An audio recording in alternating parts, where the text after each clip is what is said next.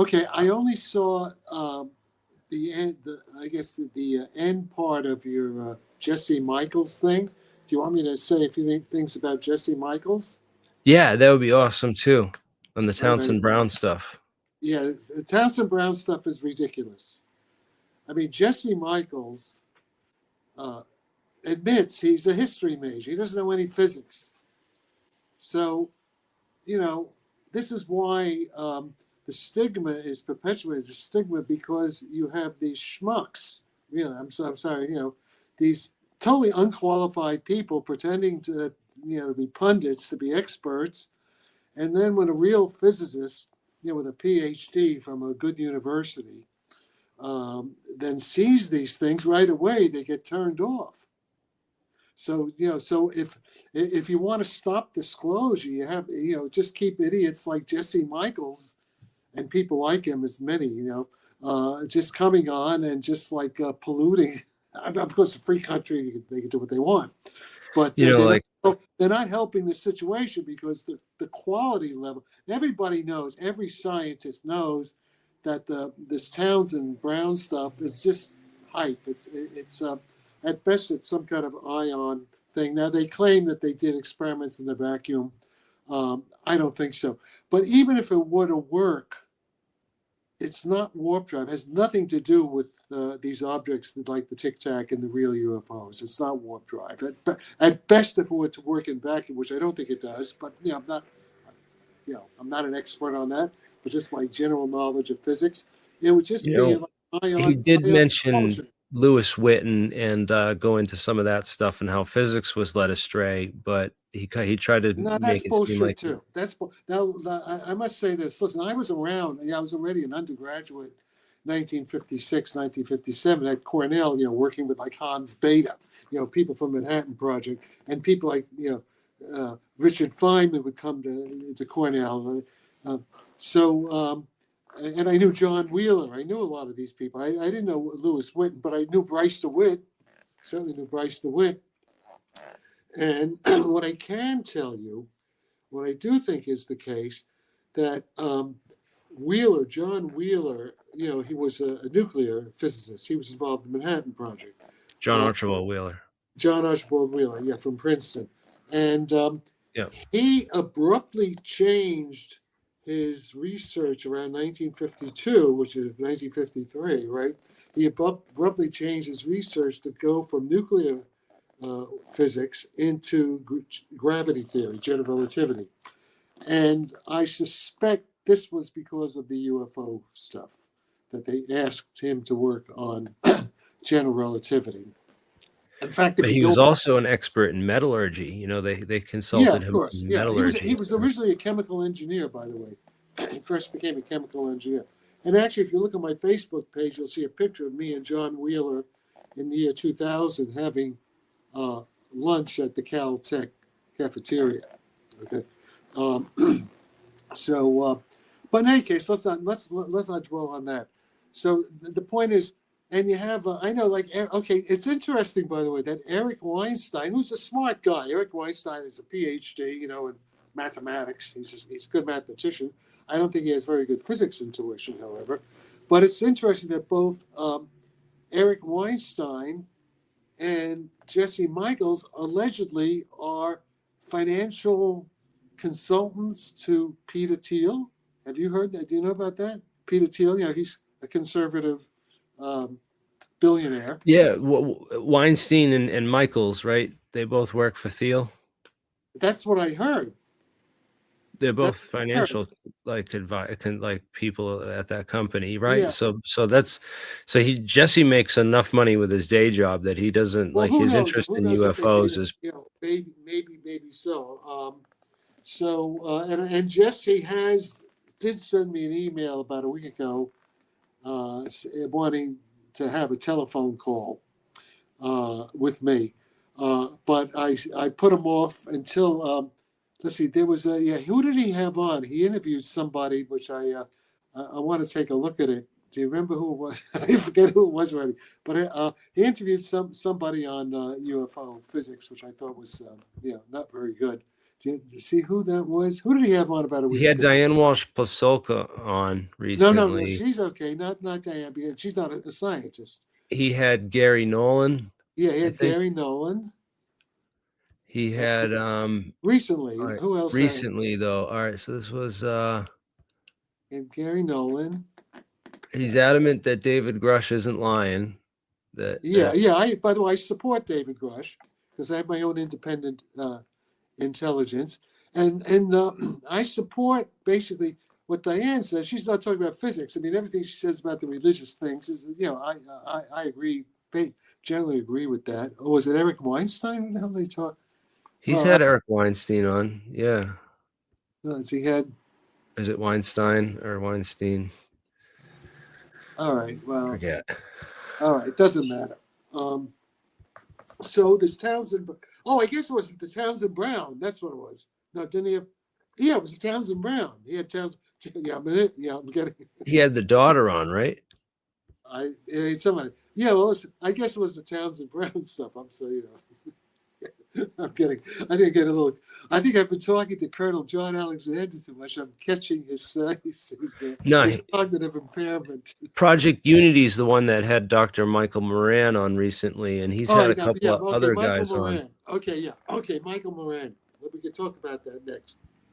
Well, let's finish up on Jesse Michaels first, because that Tim Taylor. What do you know about Timothy Taylor, the NASA? I never met the guy. He's a mission control director, right?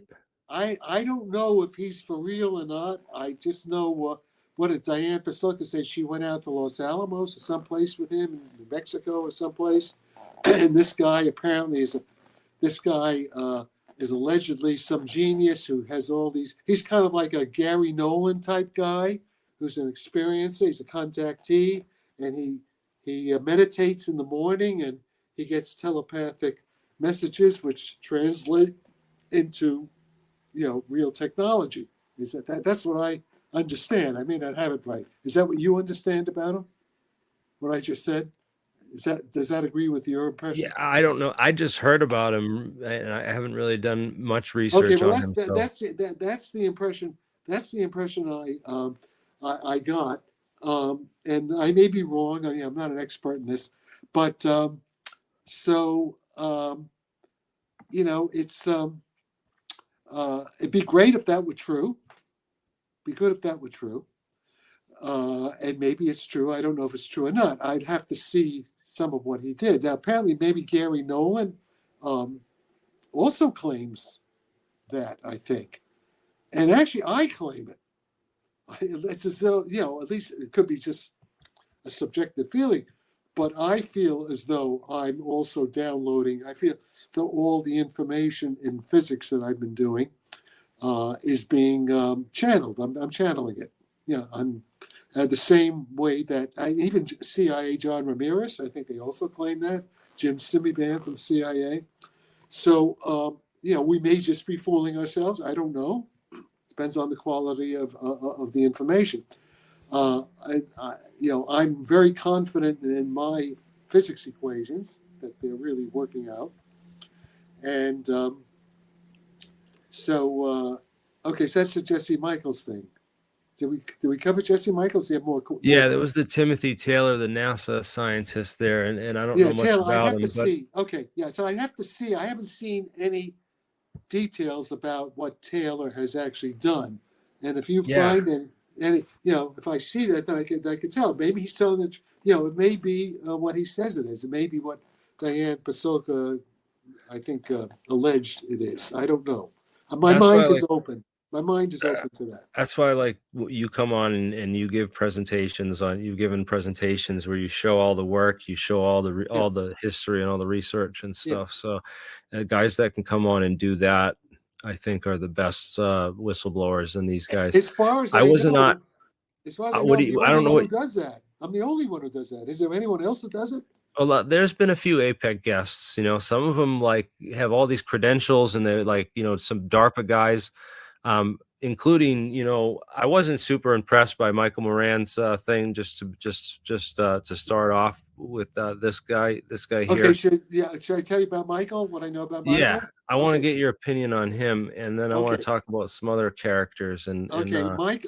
Okay, Michael is not a physicist. Okay, um, and Michael should have spoken to me before he went on, the show with Jesse Michaels. Now, I spoke to Michael. I communicated with Michael after I watched it, I guess late last night. I communicated with him by text message. And he said he was severely constrained by CIA or whatever. Yeah, he said he spent, I think, 2 or 3 days, I guess, in some room with the CIA guys who kind of coached him on how to, what to say. Okay. And in yeah, particular, what I didn't like about Michael's, he said that. yeah, he told me that. Uh, Yeah, it doesn't surprise me. no, yeah, it doesn't, because it was typical kind of, like say, mostly he said nothing, right? Or he Yeah, said just things. He said things that everybody kind of, interesting. Monroe Institute. Okay, the interesting things he did say. Uh, yeah. He thinks he well, believes in remote viewing. He's going to go to the yeah, Monroe Institute and take yeah, remote viewing classes so that he yeah, can. yeah, and I CIA is into that. I Now, thought it was interesting that he said his mentor, the guy who got him into all this, is Paul Murad. yeah, yeah, but of course I know Paul Murad. I was actually, Ron Pandolfi, me and Well, Paul knew Murad. him. He's dead. He's dead He's now. dead. He's dead. And I must say, okay, Paul. Okay, yeah, okay. There's a whole other thing we could talk about that. Okay, yeah, we should. I know a lot about that. Yeah, I didn't know that it was Paul Murad who first met him. Paul Murad also kind of, I think, mentored Tim Ventura actually back many years ago. Yeah, Okay, let me just say a few things. Mike is part of the intelligence community, and CIA's John Ramirez vouched for him. Right at the beginning, you saw that.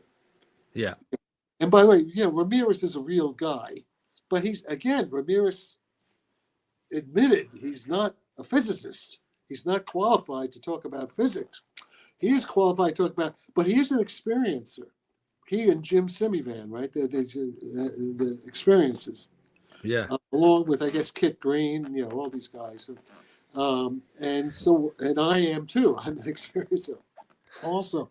Right. So, there are interesting things about Moran. First of all, if you look at Moran, he's genetically enhanced.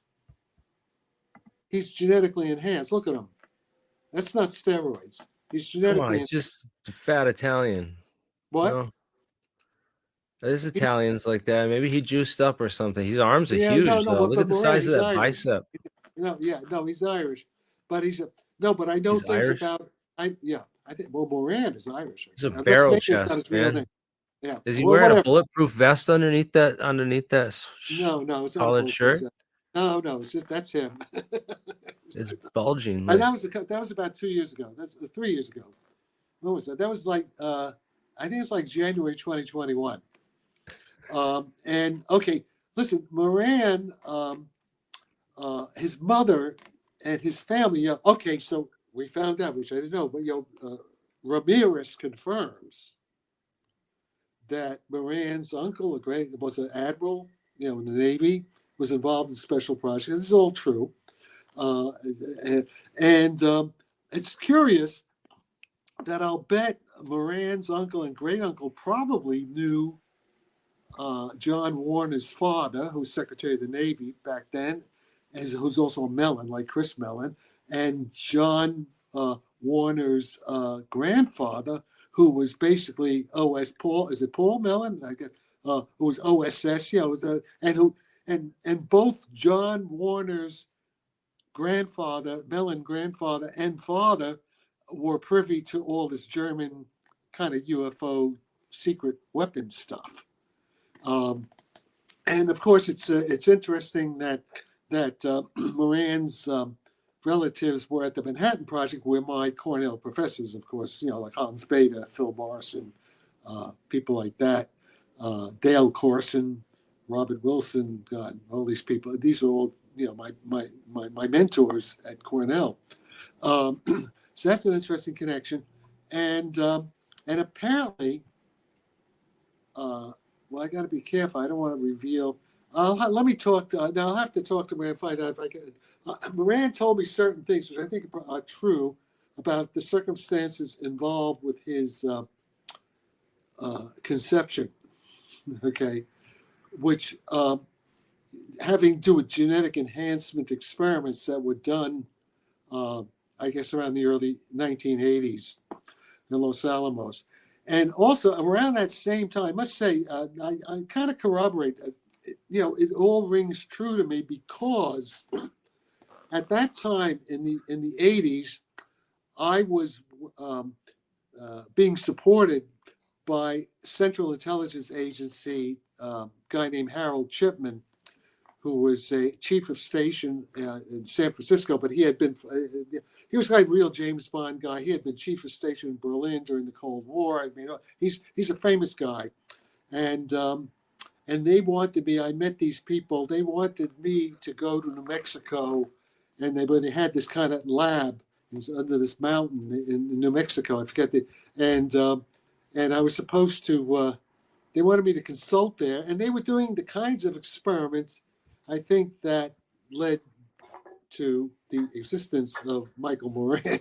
Okay, and so some of the stuff that Moran says fits things that I knew about.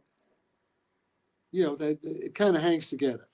And then, of course, now most of what Moran said on that interview is kind of like like diplomatic talk. It sort of says things, doesn't really say that much. And I think that's because he was coached, not what to say.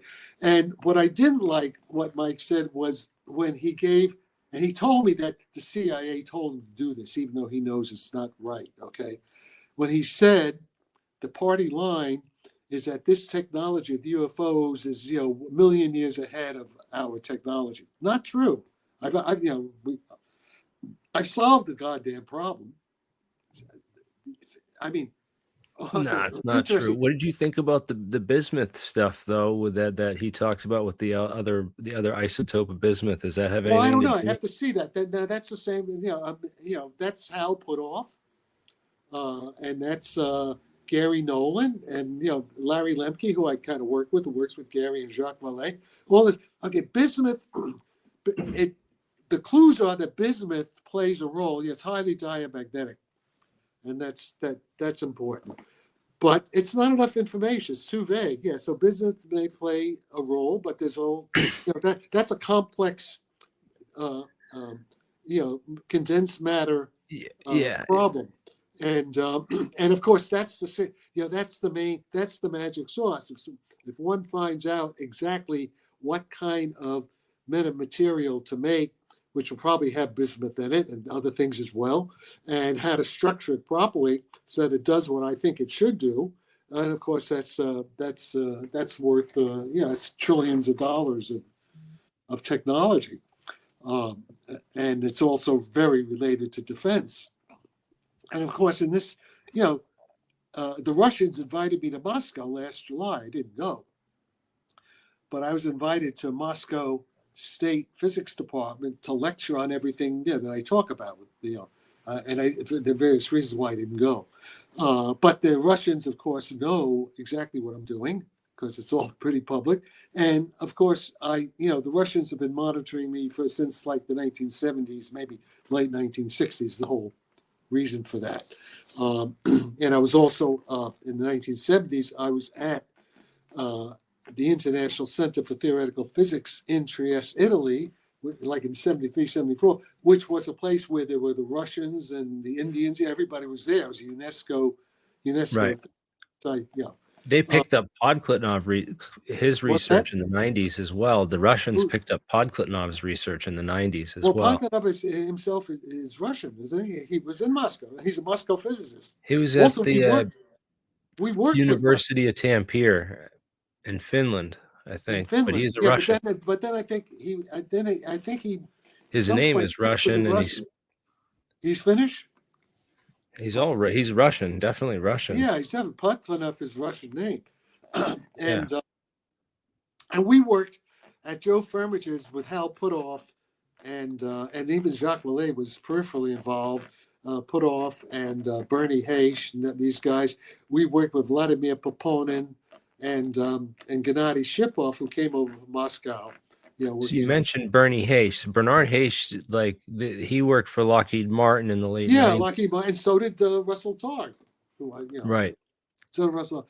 A guy actually I'm interviewing with I'm going to interview him with Riccardo Storti, the other scientist there, who's got this whole theory on Bob Lazar and whatnot. Oh yeah, okay, Bob Lazar. Okay, Bob Lazar, has a lot of is a mixed bag. Yeah. Well, he got I think he might have heard or seen some things. Oh yeah, I think he did. I think I think I agree to some extent with George Knapp, but not about the physics. I think Lazar was there at some point at a low level position, right? Low. I mean, he's not it's like a community college, and I think what's his name, Stan Friedman, who's dead, Stanton Friedman.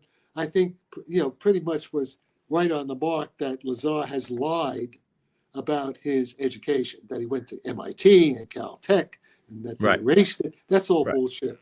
Okay. And also, so he's lying about that, and he's making up stories. But I think Lazar is what I call a useful idiot, like Benowitz to some degree, a useful idiot of the deep state, of the intelligence. And I think the stuff that he says about element 115, that's all bullshit. He said a little bit of nuclear gravity, which is actually something that's something that I was working on with Abdus at IC, in Trieste, Italy, with the Russians and all that. But I also showed that the Scientific American May 1989 issue, the same issue, this from the same month that Bob Lazar came forward with his story, published an article about element 115.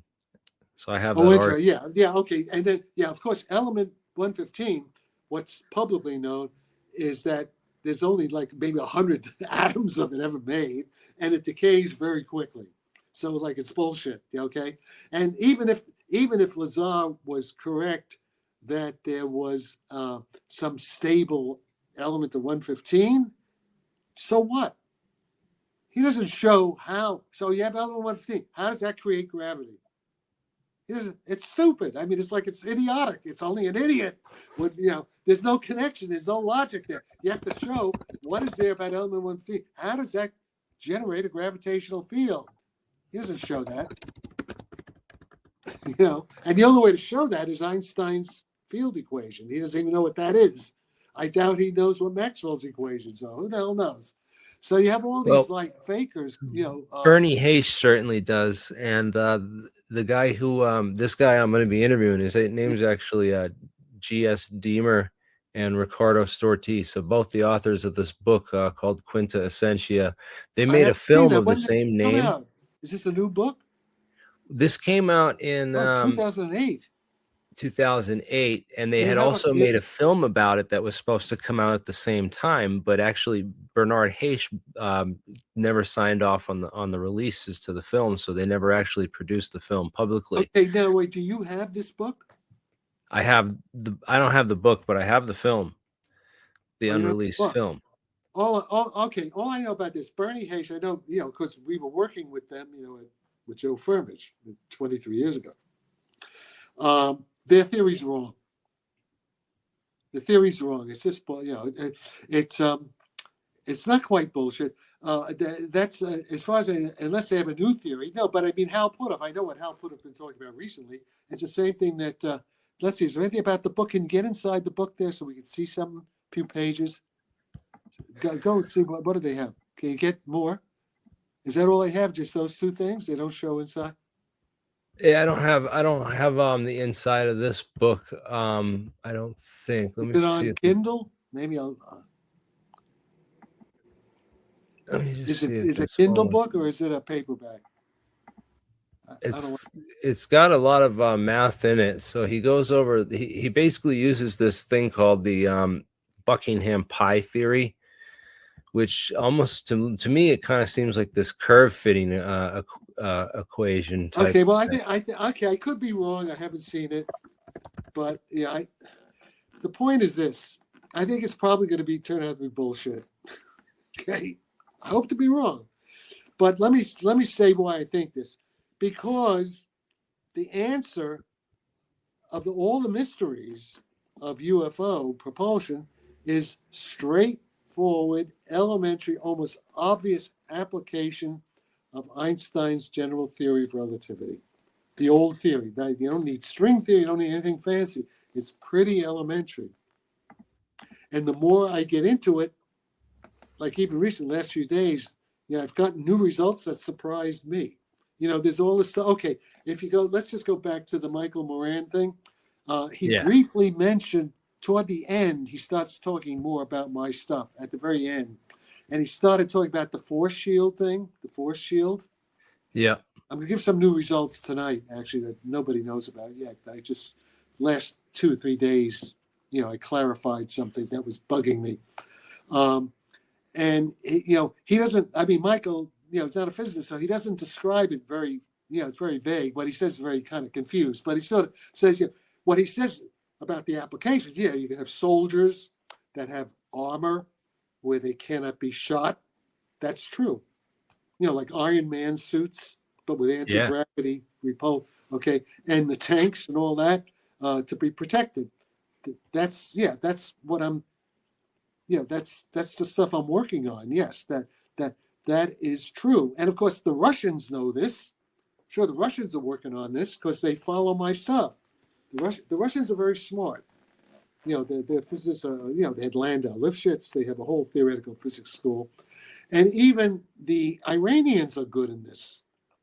The Iranians in Tehran have a very good physics department in Bohmian physics, which is part of the Bohmian version of quantum mechanics, which is an essential part of what I do.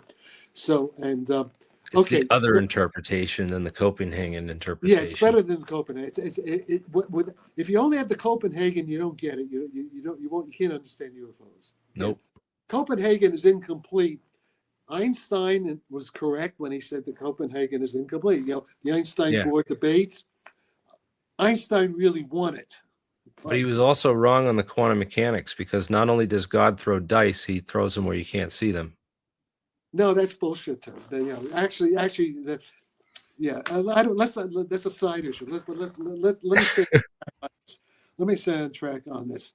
So where was I? Okay, so so Moran talks about the force shield, but he muddles it. But he mentions it.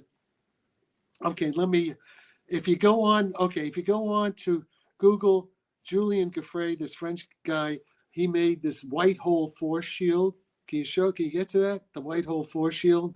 Just show that. Is it in this at the end? No. Go into Google and just do white hole force shield. Go into white hole force shield. Yeah, I have this on a slide too. Yeah. Oh, there you go. Okay, hit that. Just show that. Sure. Just show that.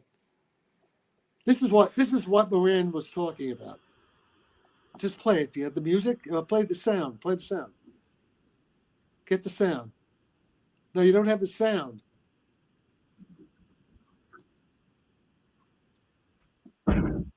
You get the sound.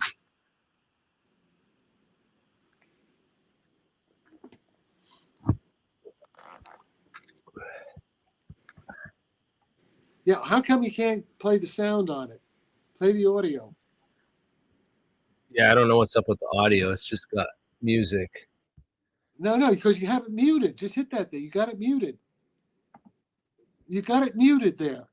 No, I didn't. I unmuted it. It's the I have to stop screen and I have to share the window. All right, okay, forget it. Okay, that's not okay. All right, but let me just make a point. The white hole, you see the white hole? At that point, I realized I don't need that. I don't need the actual white hole. This has to do with what I call horizons and general relativity. It turns out, like a white hole is like a black hole. It's very hard to make artificial black holes or artificial white holes. White hole is just a time reverse of the black hole. It's like anti-gravity rather than gravity. In a black hole is like a cockroach motel. Everything gets in, nothing gets out, to first approximation, without quantum mechanical Stephen Hawking effects. And the white hole be just the opposite. The white hole, everything can get out, but nothing can get in. So since nothing can get in, it'd be a perfect anti-missile, force shield. Okay, yeah, that's sort of the. Now, but it turns out, here's the thing, though. It turns out I was able to make a very simple Newtonian physics, Newtonian gravity limit of Einstein's field equations using a trick I learned from Kip Thorne. And, what I'm able to show is if you put in practical numbers like a real device, for example, Rick Doty, I know Rick Doty is controversial, but Rick Doty, when he talks about the Cardinal 3 UFO, I know that's real. I know that's real because I have independent corroboration. I know that's real. So I stick in the numbers that Rick Doty provides. It's not, I can't get a white hole horizon. It's not a white hole. But I realized that I was asking the wrong question. I mean, a white hole would be nice if you could do it. Because if you had an artificial white hole horizon embedded inside the metamaterial fuselage of the ship, if you had that, not even a nuclear blast could get through it. It would be impervious. It would be nothing could get through it. Okay, because it Think about re-entry shields, Elon. Now your tiles keep falling off the damn SpaceX. No, but forget. That's a whole. That's a whole other thing. You went off. It's important, but it's a side. You come back to that. Ask me about that. Okay. The point we don't is, even need the rocket. The point is, if you can make an artificial white hole, it would require literally infinite force, infinite acceleration, infinite rocket power to get through it. So that's not going to happen. But I realized I was being stupid because you don't need. That's like the ideal. I was trying to, I was being too simple-minded. All you need, okay, suppose you can make a barrier that's 100 Earth G a barrier, okay? So how much rockets, how much are missiles? How can they go? How many Gs can they go? 10 Gs, 100 Gs before they fall apart? Probably not much more than 10, I think. Maybe even 100, right? Certainly not 1,000, right? Yeah, that's just getting crazy forces. Yeah. So the point is, say you set a barrier, you have different amounts of barrier. So suppose I want to, I can make, I know now in terms of my equations, how it's possible for NHRs, about the aliens, the time travelers, the people that, that we know are here, they can make a barrier, say 100 G anti-gravity. So in other words, if you want to punch through it, you have to apply, you have to accelerate your missile. Your incoming missile has to be accelerating at least 100 G in order to get through it. Well, I don't think many missiles can do that. Most of the missiles we have today, even how many Gs are hypersonics going? Okay, so that's a lot easier to do. That you can do pretty easily. The numbers are okay for that. It's very far from a horizon. Very far. It's not a horizon. And in fact, let me make another thing that was in the back of my mind, because this guy, Tim Ventura had this guy Michael Anderson on, right, from Lawrence Livermore Lab in last July. And what Anderson, he's a project manager at their fusion, their fusion reactor projects. Okay, so forget that. So what I'm saying, okay, so we don't need that anymore. That slide's obsolete. You could do it without that. You could get the same practical effect pretty much, but without actually needing an actual white hole. That was too extreme. That's the extreme ultimate case. It'd be great if you can do it, but I don't think you can. Maybe NHI, maybe they know how to do it, but we don't know how to do it. But I know how to do something almost as good, not quite. In other words, you have to trade off. There's a trade-off in engineering. So the point is this. I now know pretty much how we can make armor. Okay, look at the tanks. Look at the tanks in Ukraine, right? Let's go into what's happening in Ukraine. Who did you say was on Tim Ventura first? I wanted to find that. Michael Anderson. Michael Anderson. Michael yeah, Anderson. Okay. Oh yeah, I didn't finish that sentence. What do you think about Michael Masters? Oh, Michael. Exactly. I support him 100%. Michael Masters came to the same conclusion I've come to, but by a totally different science. He's an evolutionary biologist, okay? He's an evolutionary biologist, and he comes to the same conclusion, which I have the physics that's supposed. So we are two independent PhD level scientists in different fields that have converged to the same conclusion, and that's good science. That's good physics and science in general. So I support Michael Masters 1,000% because he agrees with me. Yeah. Okay. So, but I never finished on Anderson. Anderson has been testing. Anderson is proposing to build a $250 million machine, which partly will test my explanation of UFOs.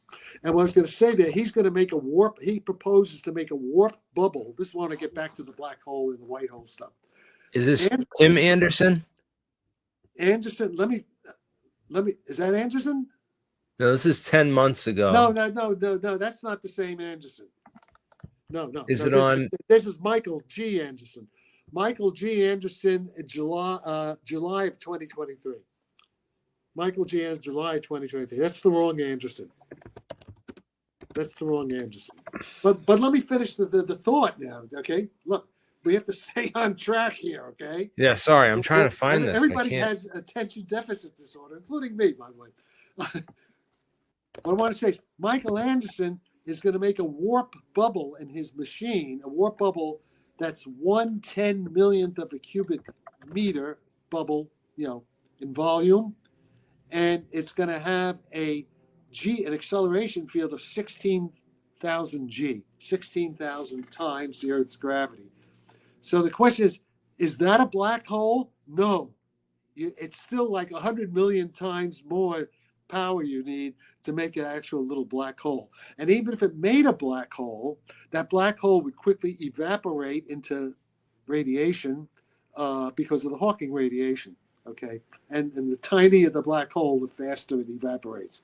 So it'd be no big deal anyway, even if it made it.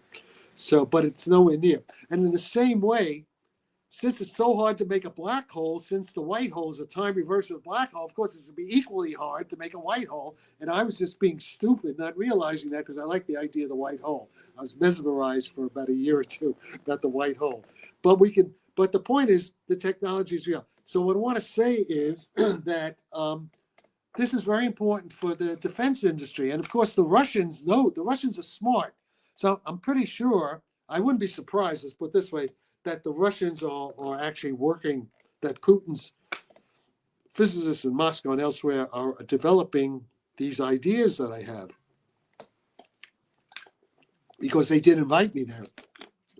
And so the thing is this, it's now possible to make armor for tanks, for airplanes, for ships, for satellites in space, that make them, impervious to any kind of missile attack. It's like super Kevlar. You can put the tank, the armor so you can have these tanks in the battlefield that nobody can stop them. Okay, look what's happened now. Right now, tanks are obsolete.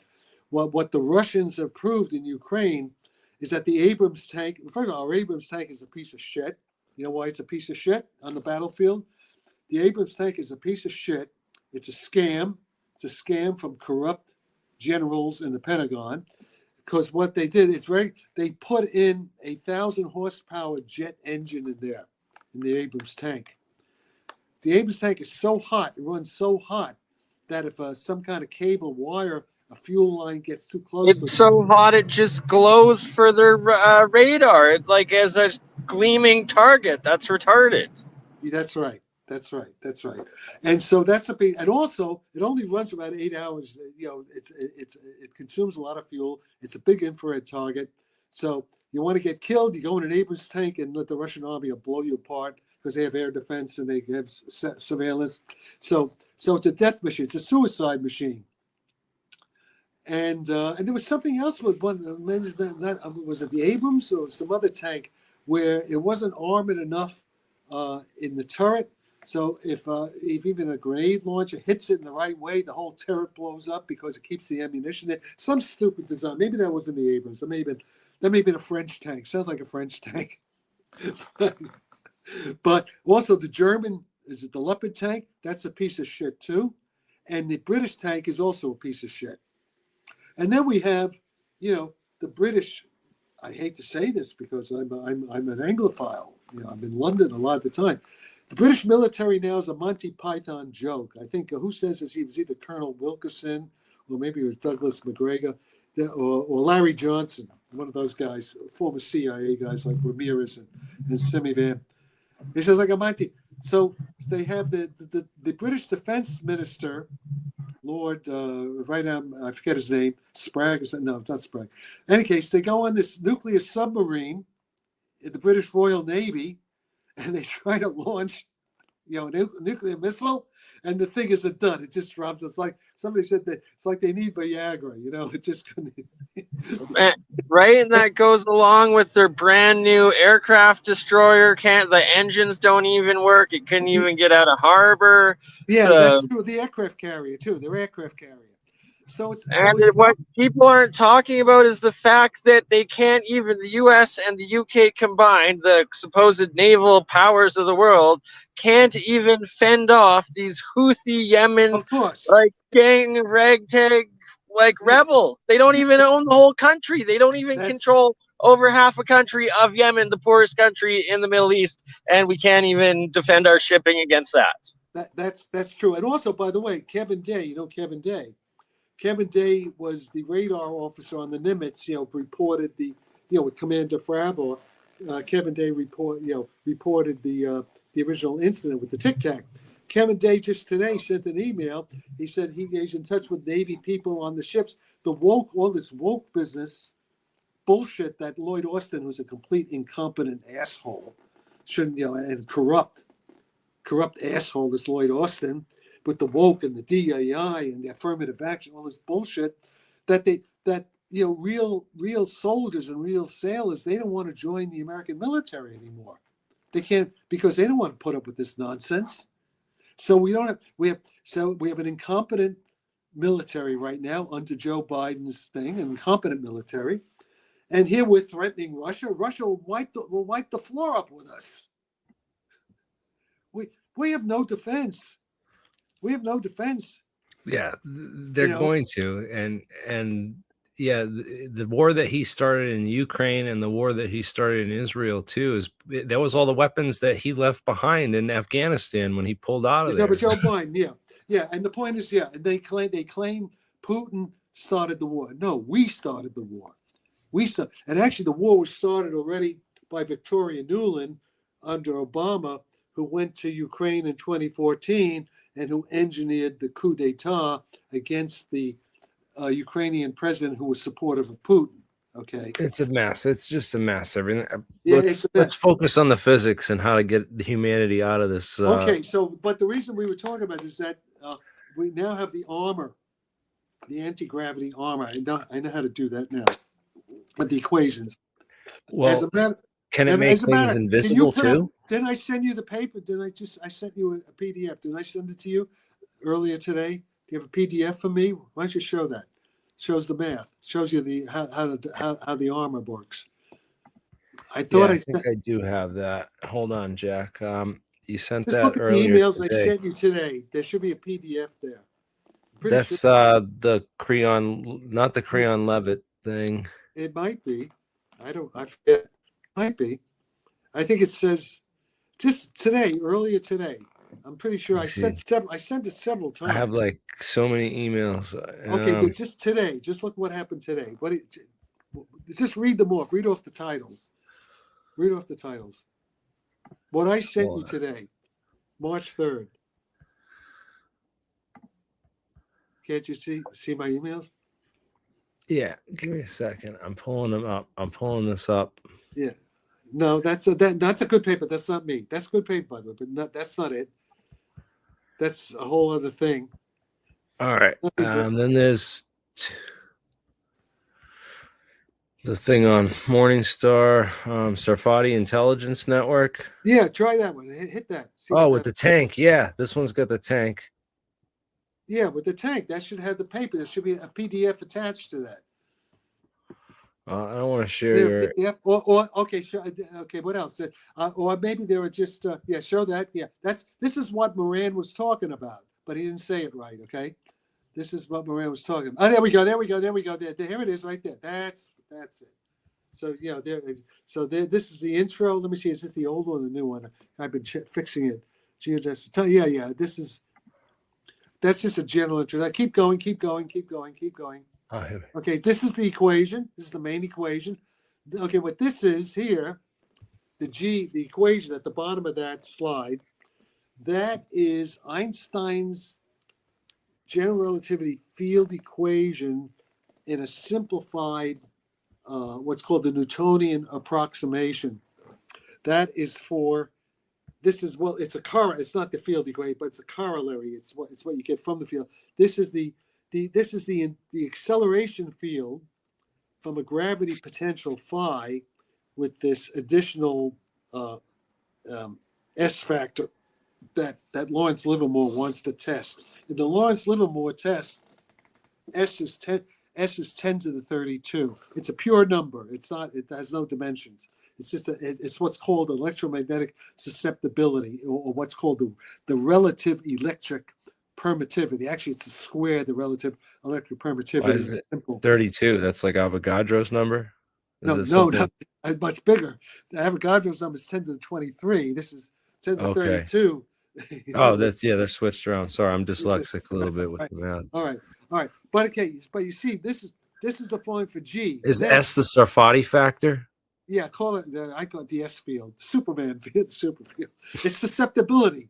Has to do with susceptibility in many if you go into Richard Feynman's lectures on physics, volume 1, volume 2, the susceptibility. It's what it is physically.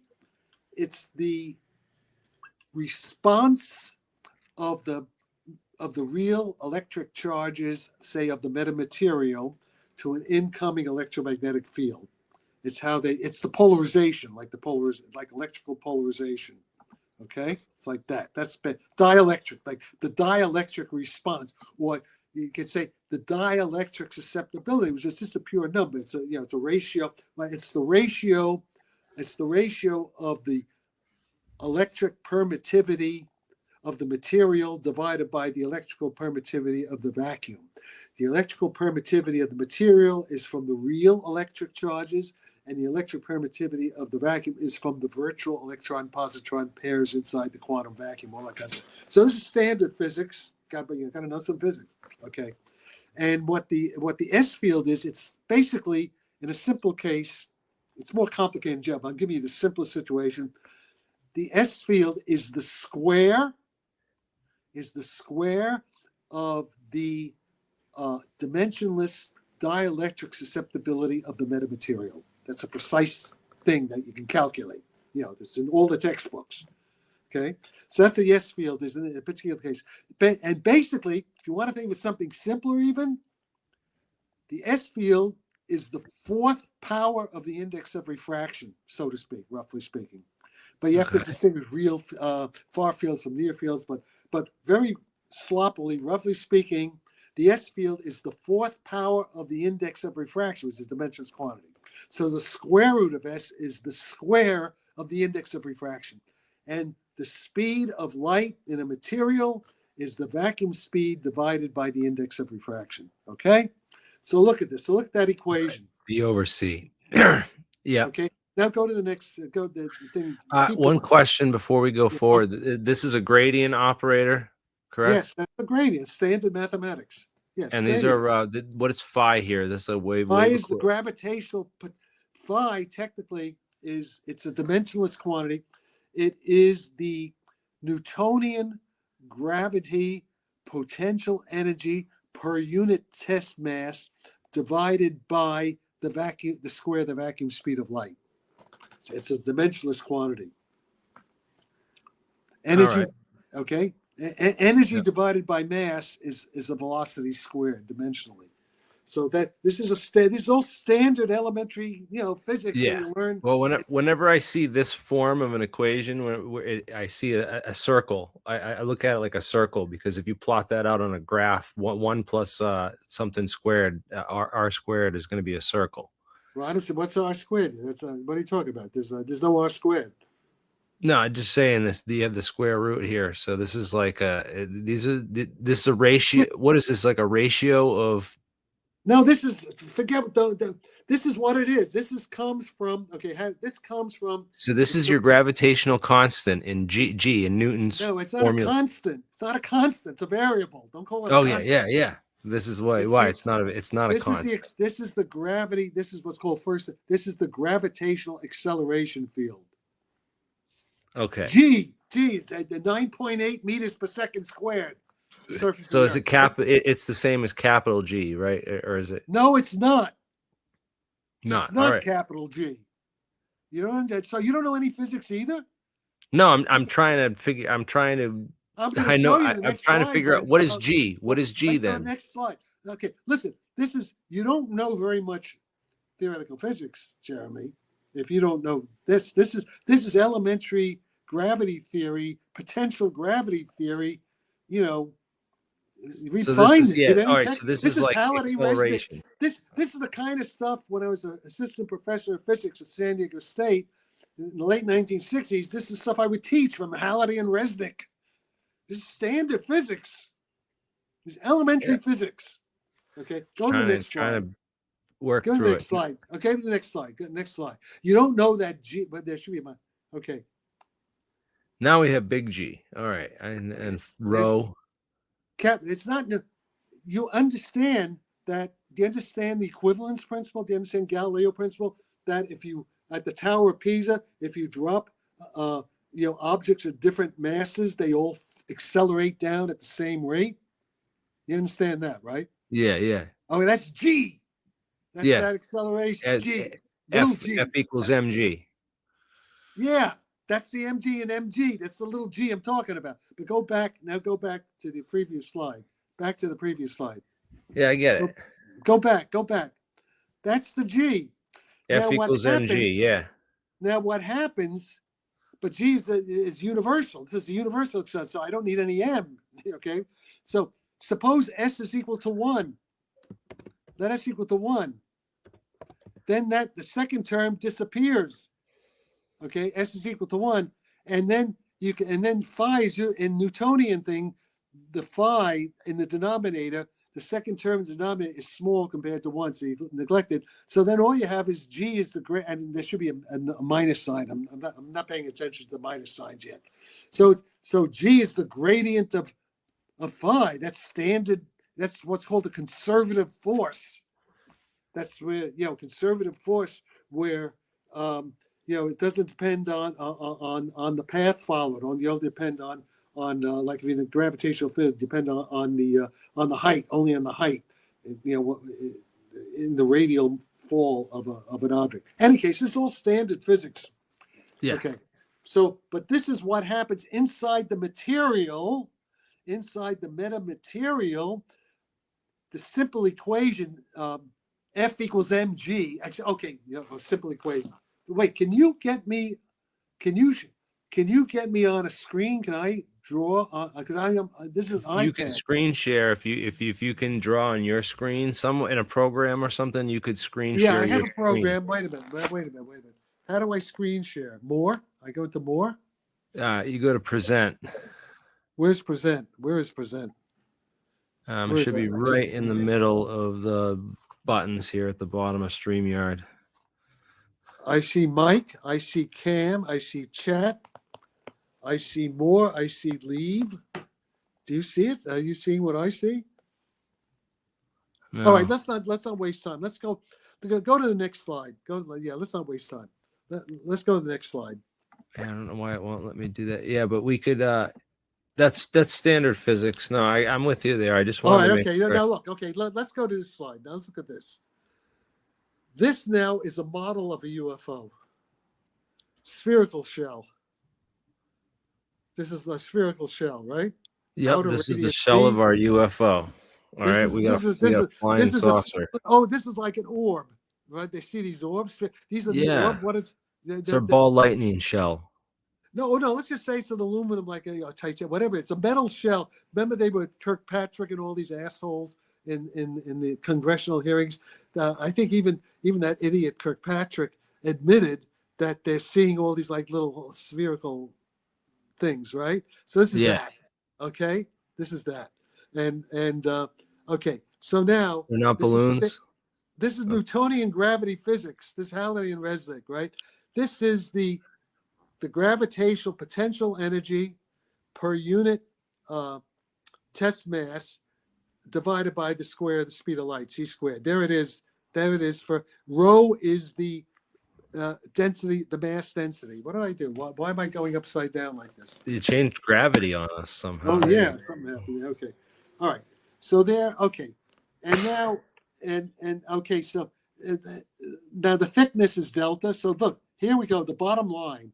This is the basically, let's just call it the gravitational field, the gravitational potential field. Okay, so gravitational potential field is Newton's G times the density, the mass density rho, times the inner radius times the thickness divided by c squared.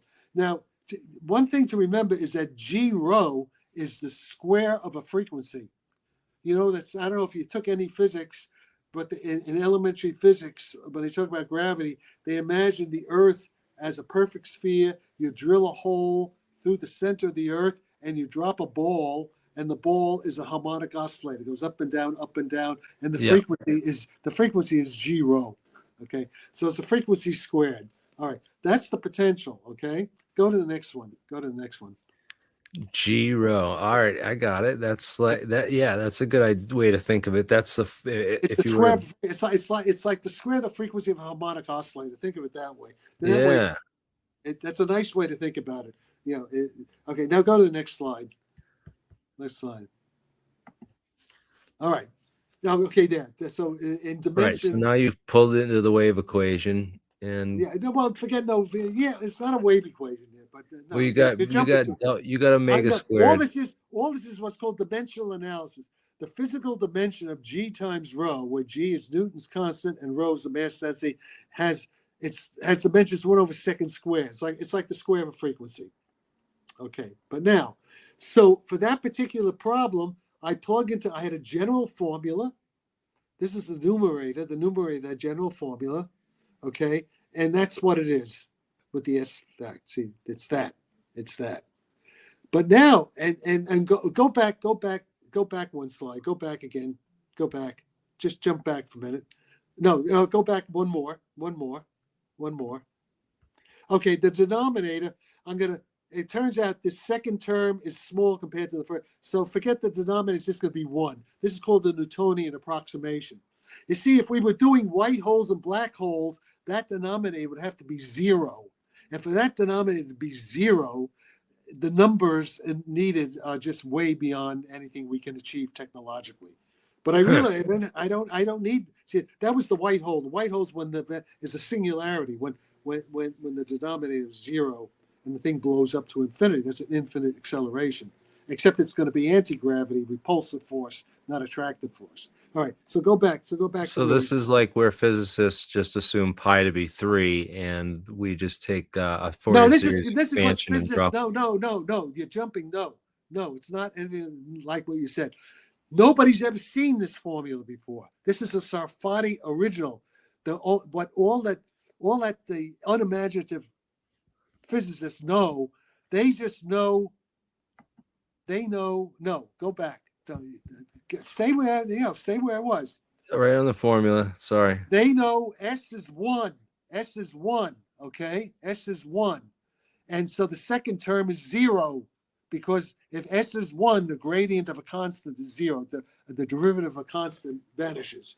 So all physicists know, if they're Kip Thorne and they're relativistic physics, special relativistic physics, then they know G is c squared, gradient of phi, divided by 1 plus 2 times phi, with S is 1. Square root of S is 1. They don't know about S. See, that's what they don't know.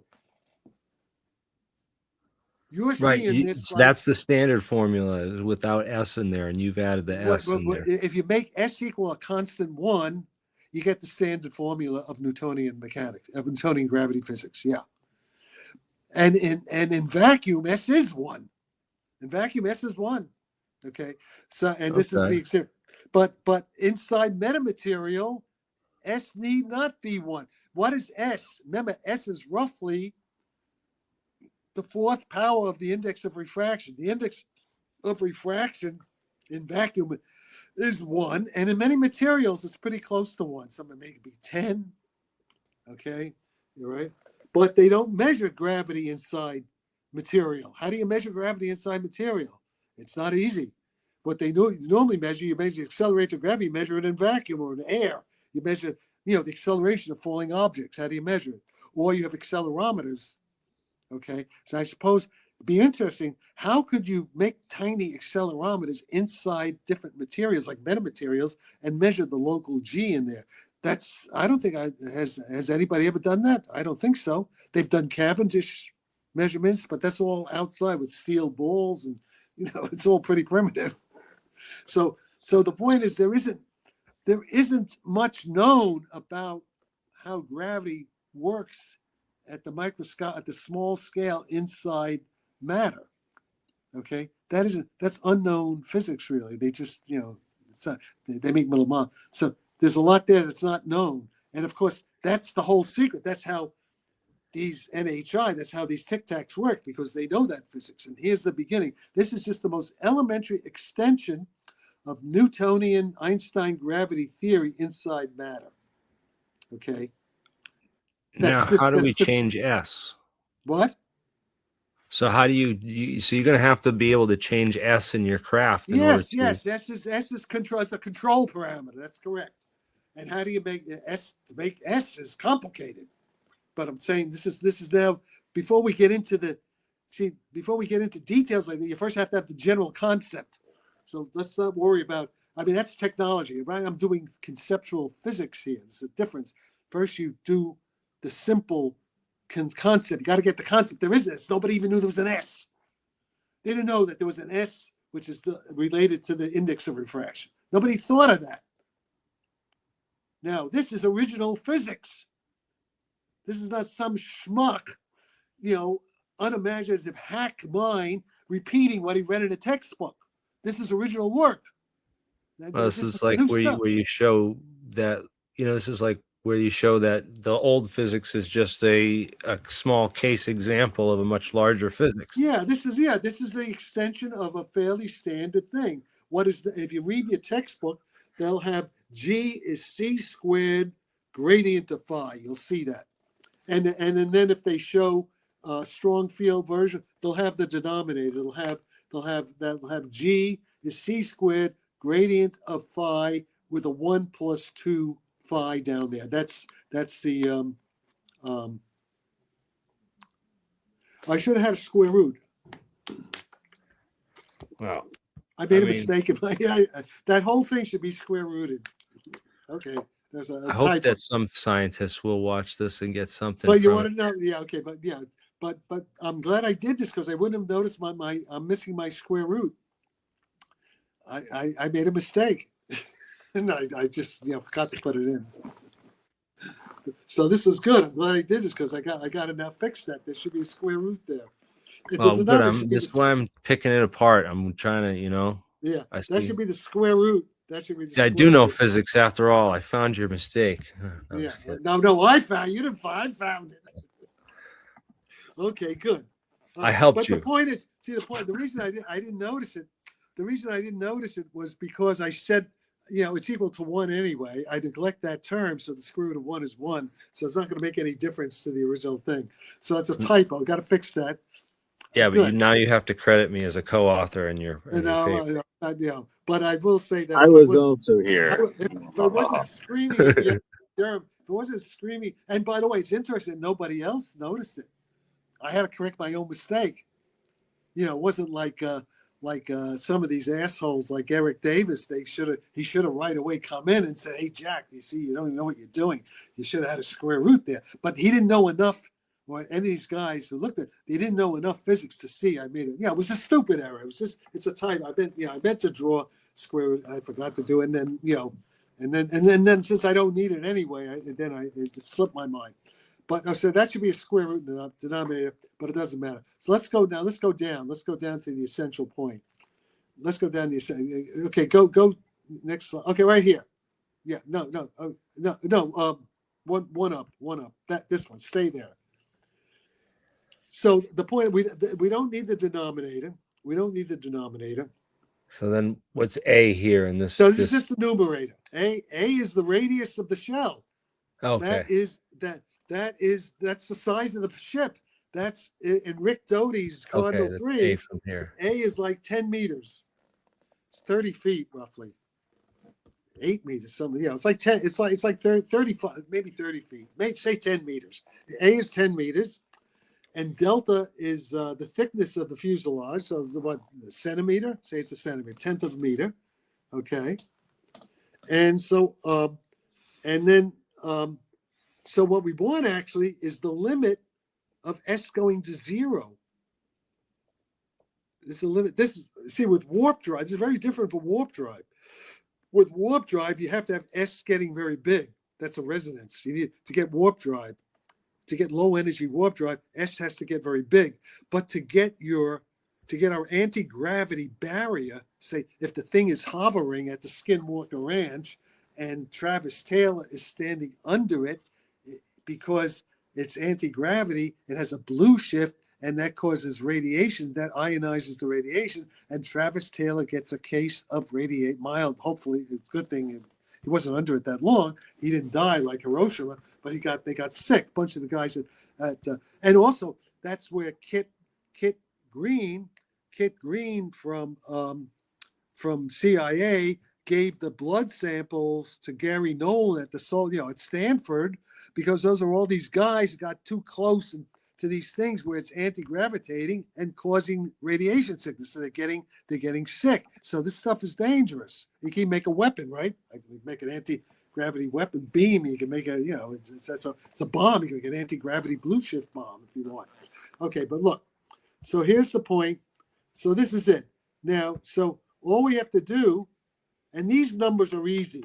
This is the bottom line. This is the armor. This is how to make tanks pretty much indestructible. You just choose, you just have to get this term much bigger than 1G. And you can change the sign. You see the gradient, you can flip the sign on the gradient. If you flip the sign on the gradient, which isn't in the old theories, if you flip the sign on the gradient, you go from attractive gravity to repulsive anti-gravity. You just change the sign, like on the shell in one configuration, say the index of refraction is 0 at the outer part of the shell, and it's maximally whatever it's going to be on the inner part of the shell. So maybe I forget which way it'll go, but that may produce an attractive gravity field. If you flip it around, which you can do electronically, if you flip it, if you switch it to the opposite, you get anti-gravity. Okay. Yep. So that's the idea. So it's a piece of cake. So we understand now.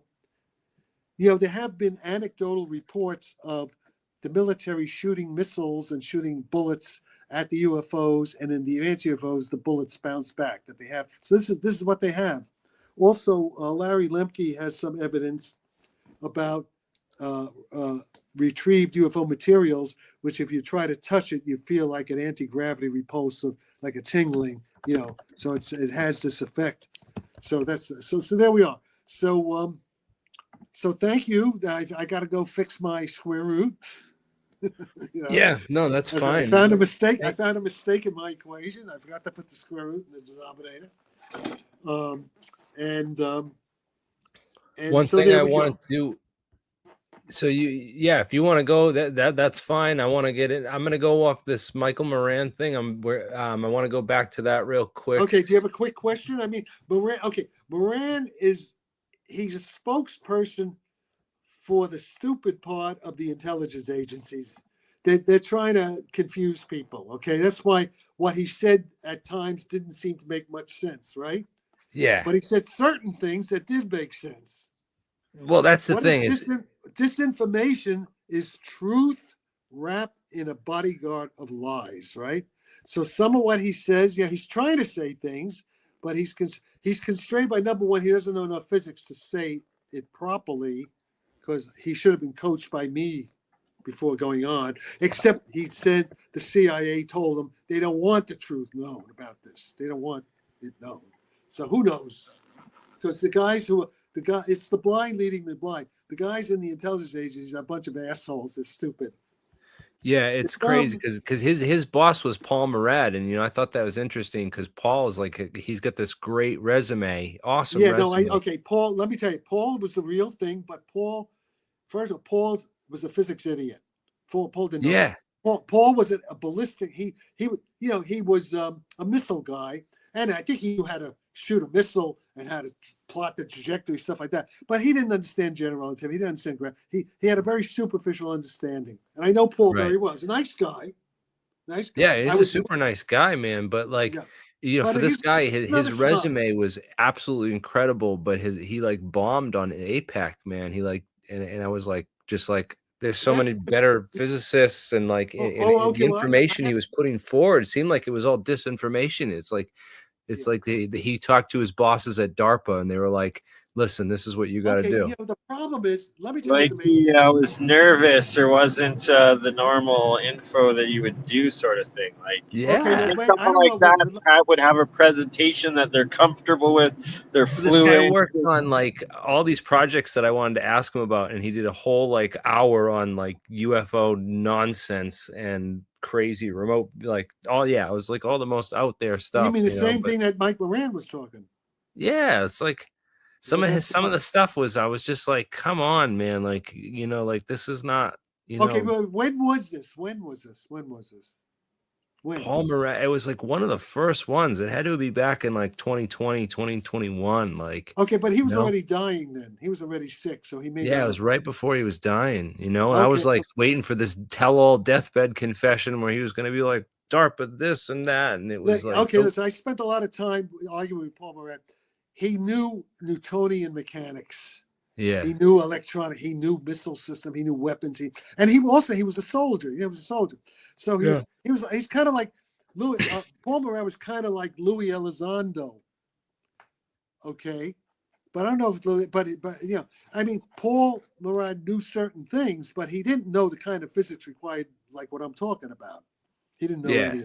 He didn't understand Einstein. He didn't understand quantum mechanics very deeply. He understood a little, but he's probably smarter than most of the idiots at DARPA and in the CIA and in, they had to do computer. They know how to do. I mean, he got that position for a reason. They hired him for some reason. Yeah. Well, the point is that the military is not very competent in general. They're competent in certain things, but they're not competent in these things. No, not at all. Yeah. So they're competent at giving us disinformation. That's for sure. Well, they don't know the information. They can't get the information right themselves. They thought Tesla was a quack. Oh, well, let's not get into that. No, he wasn't a quack, but they laughed him out of the room when he told him that he could use these invisible waves to detect ships off the coast. Oh yeah, no, I'm sure he was right about that. We do that now with every radar system. Yeah. No, of course. Okay, that's a whole other thing. I don't want to get too much into Tesla. I know, but I want to go now. But okay, so there it is. Is there anything else? I want to. Now, Jack, that was a great overview of the new Sarfatti math on that white hole science and stuff. And but it's not white. Okay, it's not. I don't need white holes. Was too idealistic. I don't need a white hole. I could compromise with much less than a white hole and still get the same effect. I can make an anti-missile defense shield. I mean, try to find out. See, now if Paul Murad was here, if he was alive, I could ask Paul, what's the strongest, what's the biggest acceleration that these missiles can do with their rocket motors? What's the Yeah, you biggest have to find acceleration? that, and then He what would the, know that. He would probably know that. So and the whatever it is, suppose, acceleration of a blast. You know, yeah. I know, like, Well, I mean, when a rocket takes off, when the space, when Tesla, you know, when Elon Musk's rocket takes off, a super rocket, firstly, you can't have too much G. You got people in it, so it can't be much more than 10 G. But what about a missile? What about a hypersonic? Okay, when the Russian hypersonic missile, how fast can it accelerate? If its rocket's motors are going, how fast can it accelerate? How many G's will it pull? The Avangard reentry vehicles, I believe, go up to 27, Mach 27. RDX 27 has what? one of the G? highest Which it, detonation velocities of any no, that's I'm explosive, not and asking. it's I about want acceleration, not velocity. What's the acceleration? G. Oh no, that's velocity. That's yeah. We'd have to do a time derivative of that to get it. no. Find out. Just see it. Just go Google. What is the maximum acceleration of missiles missiles? Maximum acceleration of missiles. Yeah, but you gotta No, block of a against the missile. explosion. They don't need humans. You know, missiles. The maximum of missiles. What does it say? Is there anything? What's the highest I think acceleration? maybe you have to look up drones and electronics No, and stuff not drones. too. It's not a drone. It'd be a rocket. It has to be a rocket. Drone is no good. Drones don't have much acceleration. It has to be a rocket. You had it there and you lost it. I saw you had No, I something. didn't. I'm looking at. I would like to see a G-force scale visualized or something. I don't know. I'm trying to find just find out what's the maximum G-force on a missile, on a unoccupied missile. Maximum G-force. G-force. No, that's velocity, acceleration. What's yeah, I know it's not. I can. I mean, I'm working with Google here, Jack. This is maximum. Google's a piece of shit too. Let's see. Yeah, it's not very good for research. What's the highest acceleration? Oh, here it is. What's the highest? Right there. Quote. What's the highest? Right there. Hit that. What does it say? 100 G. 100 G. 400 G. 400 G. Okay. 400 G. Okay, so 1,000 G will stop anything, right? An anti-gravity field at 1,000 G, and we can do that. Yeah, if you could get it to 1,000, right? We can get it to 1,000. I think we can do it. I think that's doable. So in other words, if we can make tank armor, metamaterial armor, that's certified to stop a incoming missile with with acceleration of 1,000 G. That's a game changer in the battlefield. Certainly would be, Jack. Let's get in the lab and now build you can it, be. Man. No, I don't get in the lab. I did my part of the job. I don't need a. But I know. That is. So now you want to know something? I want to build one of these things. Wait a minute. But yeah, well, you don't have the resource. You don't have the money. These are multi-million-dollar, billion-dollar projects. Hey, but man. The thing is this. Well, maybe you could do something, but I doubt it. But the thing, I'd love to be proved wrong. But listen, I'm well connected. We could get. Listen to this now. The Russian intelligence services and the Iranian and probably the Chinese are watching this right now, right? They're watching this. Yeah. So they're going to work on it. They're going to work on it. Are our guys going to work on it? Or are they going to listen to Colonel John Alexander and Chris Mellon say, don't listen to Sarfatti? Dumb schmucks. Yeah, they're too busy chasing skinwalkers around the ranch there. No, that's okay to chase this. No, Travis Taylor's a good guy. Did you see the ice circle that Fugel posted? Circle that. Yeah. No, Travis Taylor's one of the good guys. Brandon Fugel's a good guy. Travis Taylor's a good guy. How about Tim Taylor? I don't know Tim Taylor. I know Travis. Oh, Travis Taylor and I are on good terms. We're collaborating. And what do you think about Brandon Fugel? What? Brandon Fugel. Yeah, Brandon Fugel. He's like Bigelow. Yeah, he bought the ranch off Bigelow. Yeah. And they're all Mormons, They're all Mormons. Mormon money guy. Yeah. But he's posting these pictures. I don't know if these are new. They look old, but these. Oh, I don't know. guess Yeah, they're- I haven't had time to watch all that. Okay, listen. Is there anything else? I'm going to get off. Thanks for. I'm glad I discovered my error here. Any other quick questions? I've got one. In your opinion, Jack, has the West and America really fallen behind in the technology, like with hypersonics, compared to Of course we Russia, have. China? And... Of course we have. You know why? Because Lloyd Austin isn't sure what bathroom to go into. Right? The Like Secretary a of guy Defense. on his deathbed in charge of the nuclear codes and doesn't even notify the government that he's in the hospital while simultaneously coming out and saying that if Ukraine loses the war, NATO is going to war with Russia. Yeah, Like, we have a bunch of incompetent idiots in charge under Joe Biden in the White House, but also, I'm sorry to say, at 10 Downing Street, the Ministry of Defense in London, Macron's an idiot. Macron's an idiot. A little schmuck. well, he was always a bought out Rothschild plant, Yeah. wasn't he? Oh yeah, whatever he is, I don't want to say what he is, but and then you have these German generals, thinking they were back in the Hitler days, talking about how they're going to shoot missiles and break down, explode the bridge, that Putin's bridge there. And I think, come on, I mean, what's with these schmucks? I mean, if Putin wanted to, by the way, all Putin has to do, he doesn't even have to use nukes. All he has to use like a 1,500 pounds of TNT in one of his supersonic missiles. He hits the Ministry of Defense in London. I hope it doesn't happen, but he can pinpoint. He can hit the Elysee Palace. He can hit the Bundeswehr. He can hit the Pentagon. He can hit the White House, and that's it. It's all over. And I hope to God that he would do that before nuking the rest of us. Well, and I think he's like competent enough to do it. I'm talking about without nukes. Yeah, no, that's what I'm saying. Like, hopefully he would choose that and like save humanity over nuking the world. Like, if it comes to that. Of course he would. You know why? Because the NATO, sadly, we are bullies. We're like schoolyard bullies. Yeah. That's what happened. And policemen of the world. When push comes to shove, and they see actual blood, then they'll just surrender.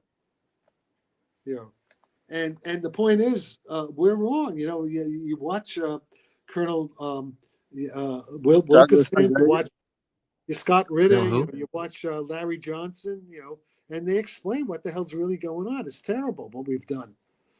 We're the aggressors. We are the aggressors. I hate to say this, but we're the bad guys. And I'm not an agent for Putin. I'm an American patriot. I grew up in America. I was a Boy Scout. I was a Civil Air Patrol guy. I was in the ROTC. Oh, I agree. We're the bad guys. Definitely. We're the bad guys because we let a bunch of schmucks take over. Well, in any case, that's it. That's it. So. All right, I got to go back and fix my equations. Awesome. Thanks, Jack. Thanks for joining us. It was good to hear your perspectives. Okay. Awesome. Bye. Thank you so much. All right, bye. Later. So, that was awesome. Yeah, that was cool to have Jack on again. So back to all this stuff. There's a couple things that I wanted to talk about. Project Unity, who also posted that Mike Moran interview, he posted this video here, which that is interesting. It shows there's these laser weapons that won't affect blue. And really, oh wow! So this gives credence almost to the Hawaii fire. Yeah, that's what they're trying to say, man. But there's something weird about this. And someone mentioned that the blue cloth looks like it's wet, which it kind of does. And it also looks like it's giving off steam.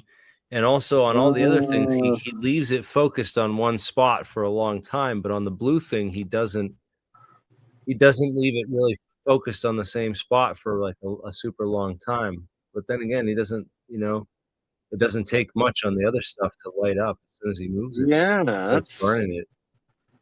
That's weird. But then there's people pointing out the blue umbrellas weren't burnt, the blue cars weren't burnt, and the houses with the blue roofs weren't burnt.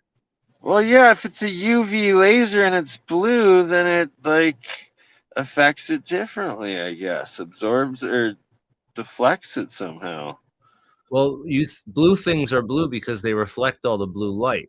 The other Yeah. things are a different color because they Yeah, it's absorb those reflecting the colors of light. UV then. That crazy. So We're I don't gonna know. It's that definitely, deserves being tested. That deserves being tested. it deserves being tested. It definitely deserves being checked. You know, to look into. But yeah, you also notice that he doesn't stay focused in a single. Well, he kind of does there, but it kind of almost heats up for a second at the end there as he pulls away. You know, but it almost looks like you can tell that, and then the creases in the cloth too. It looks like it's wet because you see steam coming out the creases.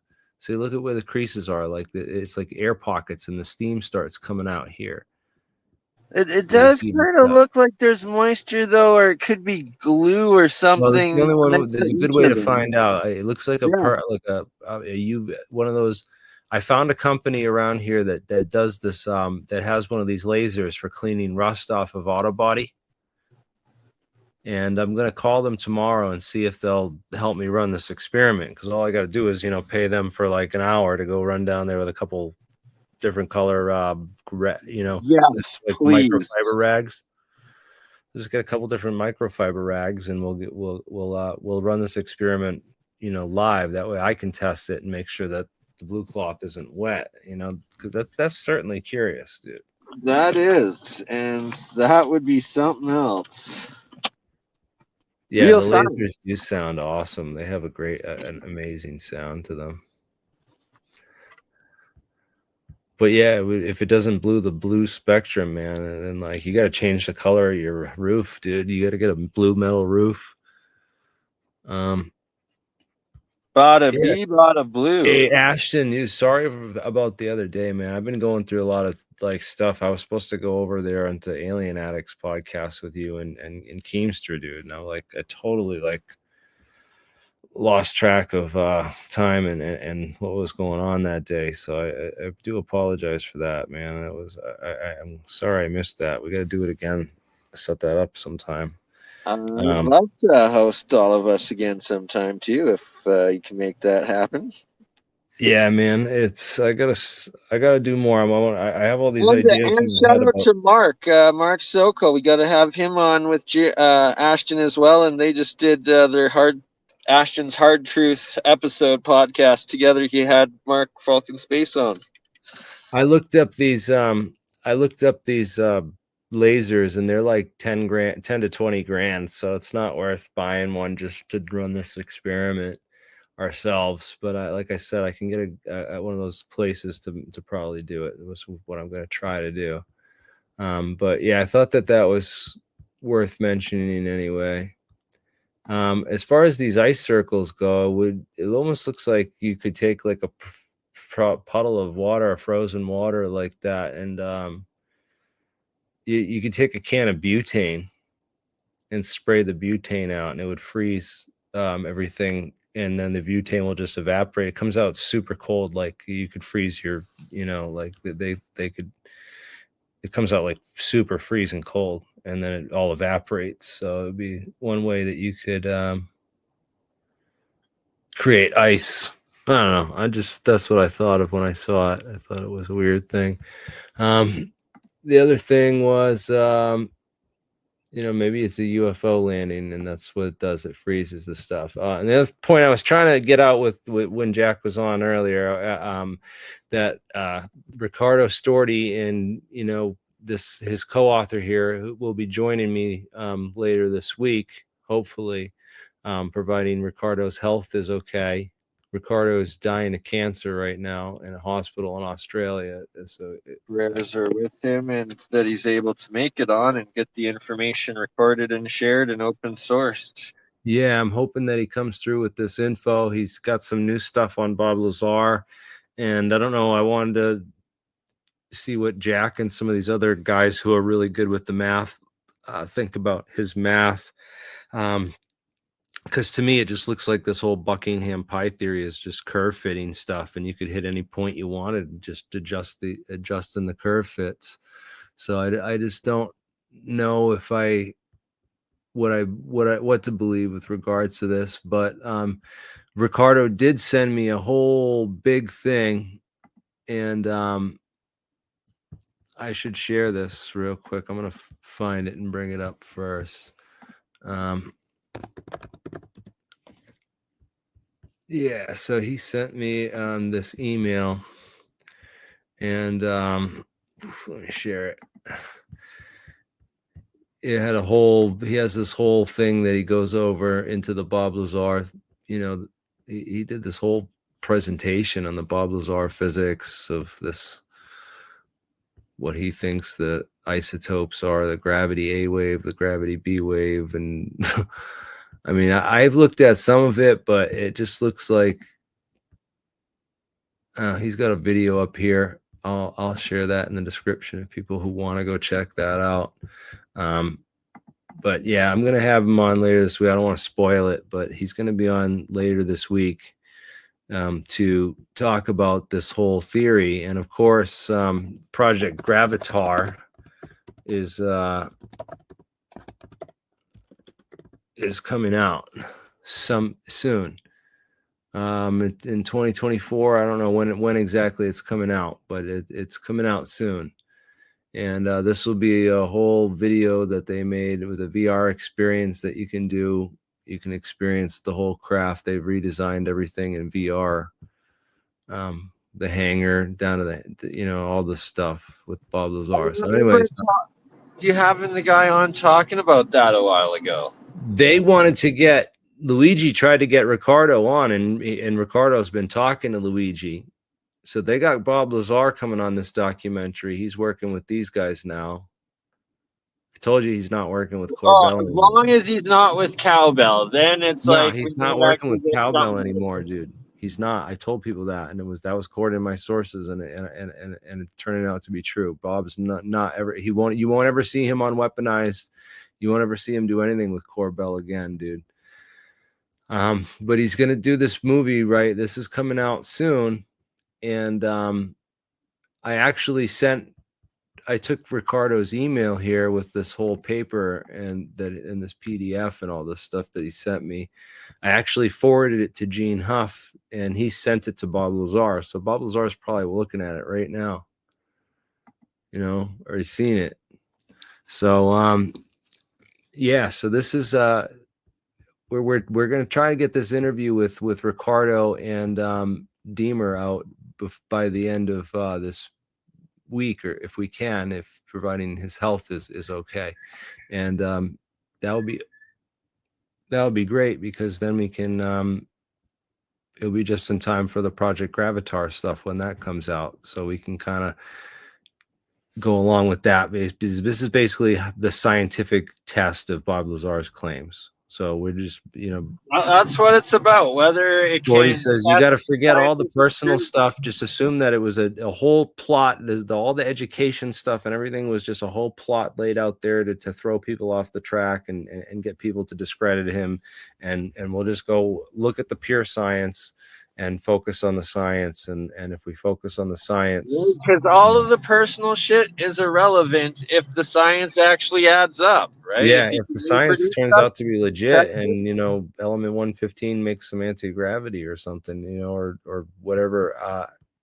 If there's a stable isotope, that would it would all be over, man. It's all about the science. So that's the evidence. That's another thing I've always thought about is, like, if even like Saturn, Jupiter, especially our star, our sun, but like it's a small star, that there are masses in the galaxy, even our solar system, that could have elements, heavier, denser metal elements like that could exist stably within them. So, maybe it's just a higher dimensional thing.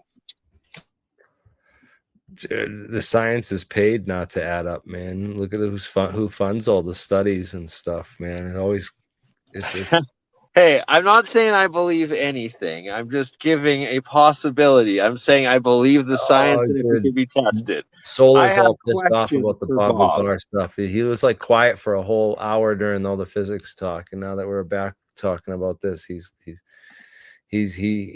well, dude, our time's coming, man. We'll get you on a debate with Corbell one day, dude. It will happen. And and you can expose all these goddamn liars. But yeah, the whole thing,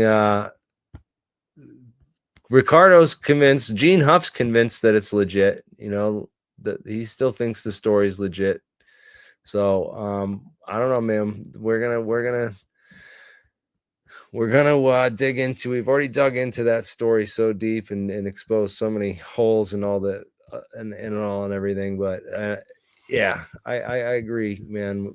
It's the science is what matters, and maybe this is all just a big distraction. But hey, Ricardo's dying, and he's a good friend of Todd's, and he's worked with a lot of these guys, like with Ricardo. Ricardo worked with Bernard Haish in that documentary, and the guy that I'm interviewing, Joffrey, filmed all that and put it all together. So it should be an interesting interview. This book is an interesting book if anyone's interested in actually getting Jeremy, it. there's someone in the chat saying if you share the link, they have a blue roof and can refute the claim with some evidence. Also, earlier in the chat, someone was mentioning they compiled a clip or a little video for you of the Edleed Scallon Coral Castle, and we're asking for a link to join if you're up for it tonight. If not, I know. Yeah, we'll do Coral Castle another night, man. I'm tired, as you can tell. I'm yawning and a little bit Sure, and I'm sleepy. driving as well, so yeah, definitely. Yeah, we'll save the Coral Castle. It's a whole nother topic, and we'll dedicate another show to that where we can put an hour straight on that, because people don't like to watch 2-hour videos, man. Nobody got time for that. So especially with all the deep physics that we just lost people with there in the middle. I'm sorry for that. For those who didn't benefit, but for those who did, I'm so glad we did it. The schmuck factor keeps it entertaining, though. That's why Jack's great. The schmuck factor, yes, I agree, man. Especially when I started asking him questions. You know, I was just trying to see if, you know, the G was big G or little G, to make sure he didn't get that confused, you know, because there were other things that were like, all right, you know. That's what the scientific method is: scrutiny and passing it. But then he asked me about the physics, and I knew what, you know, the G was and what equation it belonged in, and the basics of it. So I mean, I know some physics anyway. The S is for constant. I never claimed to be a, you know, Dave Chester or anyone. You know, I'm not like one of these guys. I have a bachelor's degree. You know.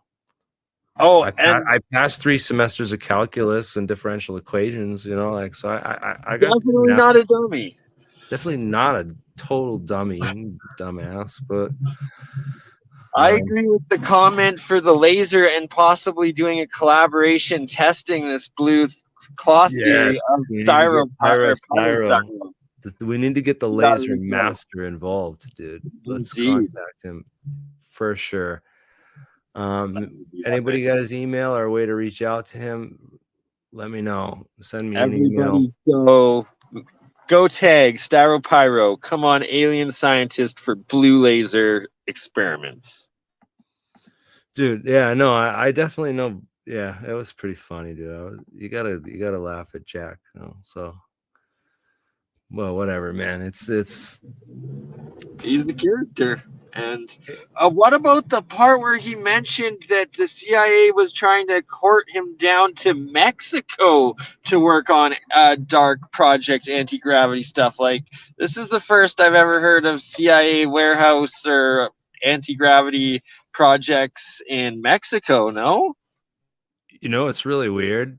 A guy tried to recruit me about 3-4 years ago from Mexico. And I thought it was like some cartel shit. I was like, really weird. It was really bizarre, man.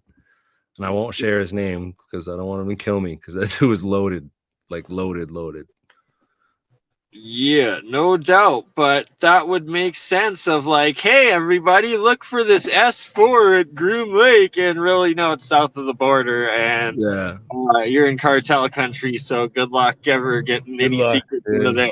We have a better military than the Mexican army. Oh, you see, it's crazy down there, dude.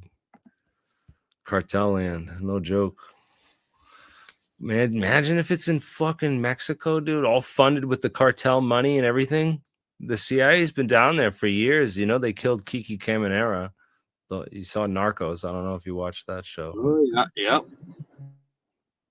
It's crazy how much truth comes out in that, in these different TV, Netflix series and stuff. And it's like, these people are still alive. Why are they not being prosecuted? Because like their crimes are being glorified in freaking episodes on like it's it's like they've it's reached just Pablo Escobar status, and you know, where it's like he used to be more famous. Like he was famous, you know, people loved him because he would just give out money, and you know, they give back to the community instead of taxing the shit out of the community.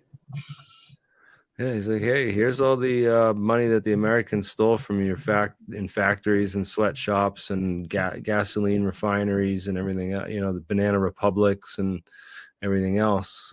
Here's some of that money back.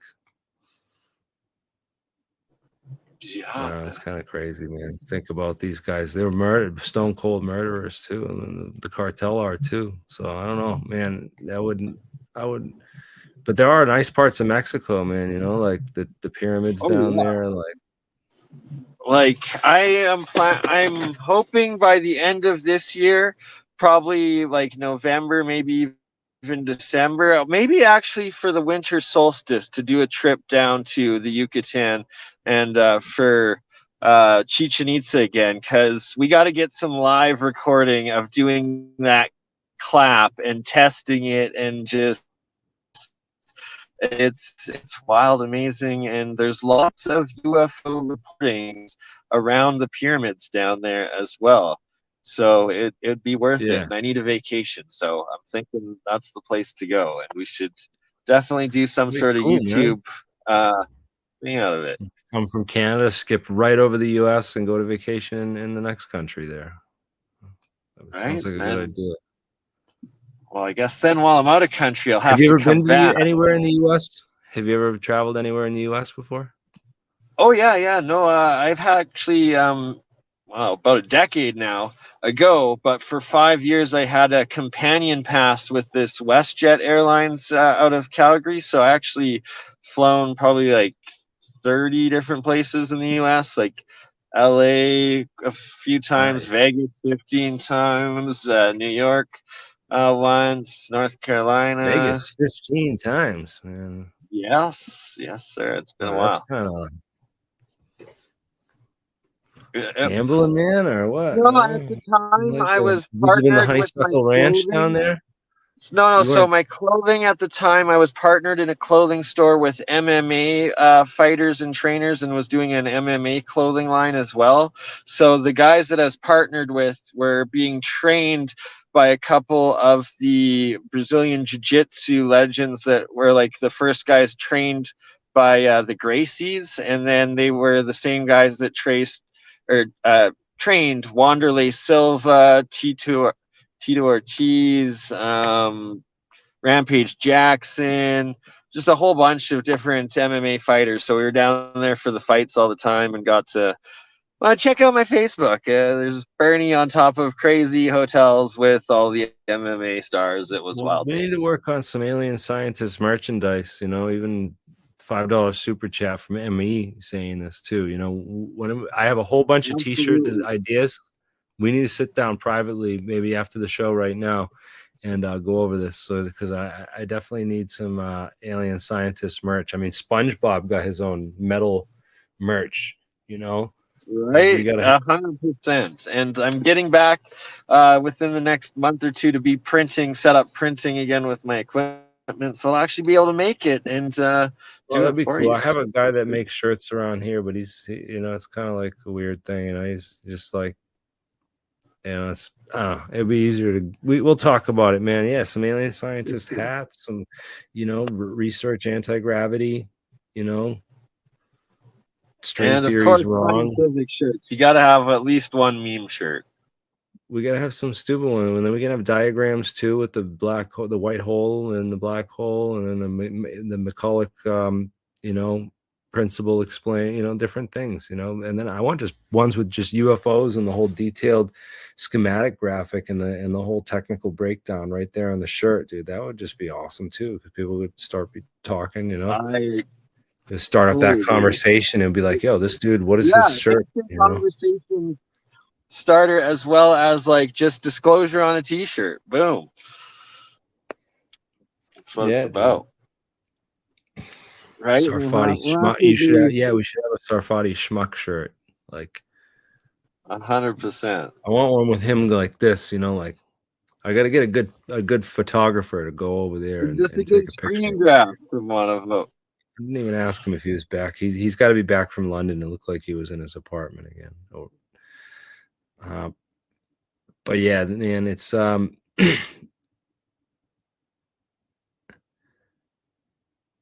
yeah, dude. I was just saying you could just go around making a bunch of circles, dude. Make big bucks. I could just take some. I could just get some cans of butane and make some circles. And like, I mean, circles are one thing. Let's draw some crop circles with like real crazy designs and weird messages with in the ice, and take pictures of that and telling people like UFOs came and did it.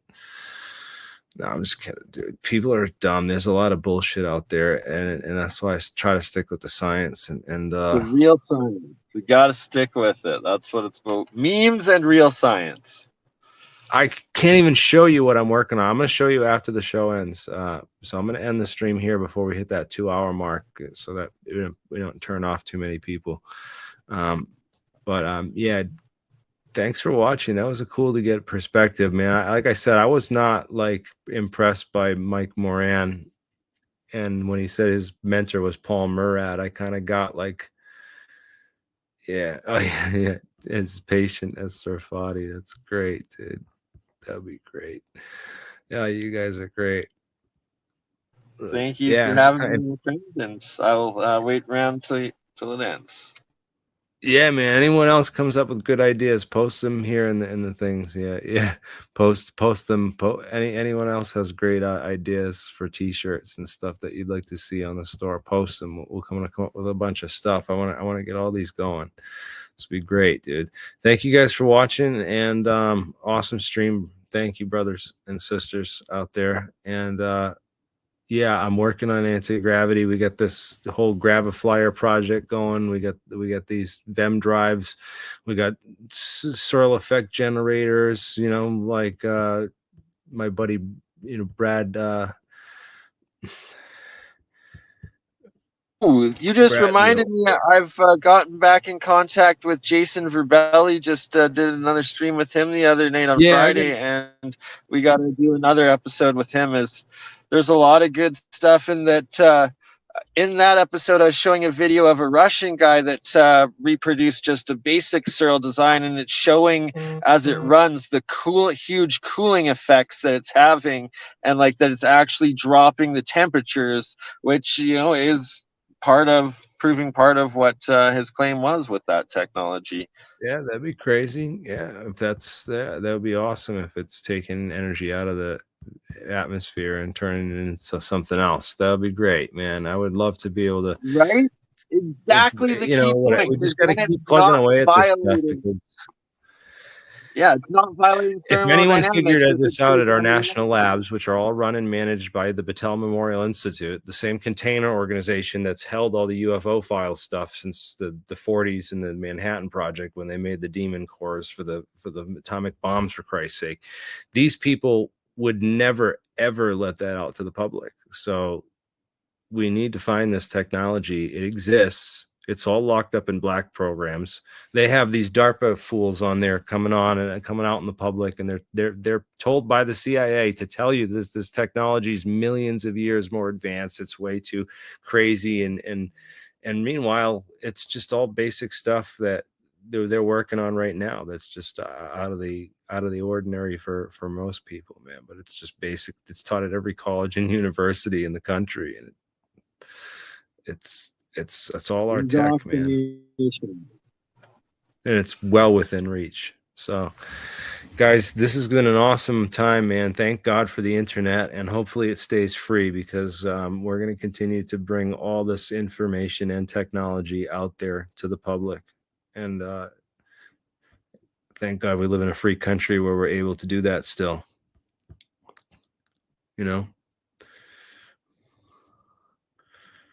Canada's very quiet up there. when I mentioned that. Your damn Right? Trudeau and his trucker nonsense.